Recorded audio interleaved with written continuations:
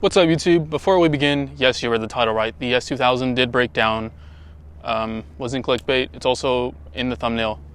Let me explain. In case you missed the last video, I went over the car during year 2 of ownership, and at one point I mentioned the AM EMS went out. I was driving home from work one day and I heard a pop noise. The car became completely unresponsive. At the time I had no idea what happened. I pulled over immediately, but due to the rain and heavy traffic, I couldn't inspect the car. So after about half an hour of just thinking, I got it towed back home. After a day of trying to figure out what the problem was, I decided to reconnect the stock ECU. Lo and behold, the car started right up just fine. I sent the EMS out to AM to find an issue, and I learned that the processor had gone out. They changed it, and after a month, I got the EMS back. And for the next few weeks, I tried getting the car e-tuned, but my wideband wasn't translating well to the tuning software for some reason. 2 weeks after that, my tachometer and EPS shut off for some reason, and I spent a few days trying to figure out why that was, but luckily I had the stock ECU in my car at the time in case something happened again, and the car started right up once again. That was like a week ago. I sent the EMS back out to AM. Safe to say I'm not happy, and I'm not having a good experience with AM products at the moment. When it gets back, hopefully I can get down to the bottom of it and finish getting the car e-tuned. All right, now that you guys are caught up on that, let me explain the thought process. When the ECU first went out, I had already been thinking about getting a new daily because a modified car isn't as reliable as the stock car. So when that happened, the car was initially down and I decided to get a daily. I wanted something reliable, yet still fun to drive. I don't carry much around with me, so I realized I didn't have to have a large vehicle. I also didn't want to spend a lot on another car to drive. And then I finally came up with my solution. So here's the reveal.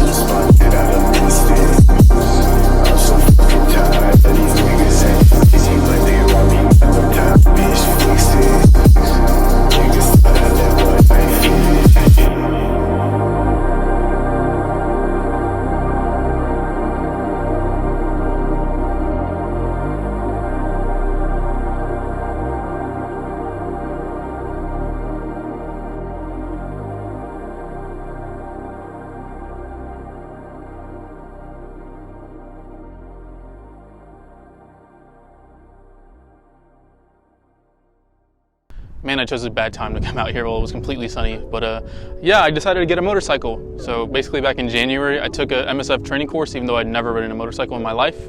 And I was surprised how fast I learned how to ride a bike. When the car initially broke down the first time, I said, screw it. I might as well get something on the side just in case the car does completely become unreliable. Actually, I just need to clarify something because I noticed while I was editing. I actually had the bike for a month before this incident happened. I just been learning how to ride it for a while. And then I guess that was the point in which I decided the bike should become my daily. So just felt like clarifying that. And I decided to get a motorcycle. This is my 2017 Honda CBR 300R. Over the last few months, I have been riding this as much as possible, trying to make it a daily, basically taking it at any point that I can, unless I need to carry something that doesn't fit in my backpack, or it's raining during rush hour, which is mostly what the issue is. But yeah, this is the new daily. I'm not getting rid of S2K, obviously. It's just gonna become more of a project car, hopefully, and this is gonna become my daily for the next few months. I'm currently finishing paying it off, as well as a MacBook Pro that I just purchased so I could edit stuff on the go. And once those things are really paid off, it's gonna be time to work on the S2K again because it hasn't really seen anything change since I got both the wheels, RPF ones specifically, and the tune. Oh, and I don't plan on modifying this bike really at all because I do plan on upgrading once I'm ready to buy a new one, and and I feel like I'm 100% ready to move on. Other than the fender delete that I've done, as well as changing the lights and stuff and bulbs, just little things here and there, nothing crazy. One question to those of you still watching though, would you be interested in motovlogs? These would be more casual videos of me just talking during riding out and stuff. Just so I can get a little bit more content out there while the S2K is down. If you guys are interested, just leave some feedback in the comments down below. Other than that, that's really all I needed to update you guys on. The S2K is still fine. Like I said, the EMS is blown, so I'm back on the stock ECU and whatnot, and I'm paying stuff off, so it'll be a little bit before the S2K gets a little bit of more stuff done to it. So if you guys enjoyed today's video, make sure to leave a like, drop some feedback in the comments down below. What you think about my decision? Would you be interested in those motovlog type of contents and other type of things? So yeah, subscribe if you're new. Stay tuned for more content. Follow me on social media, links in the description, and I'll catch you guys in the next video. Peace. I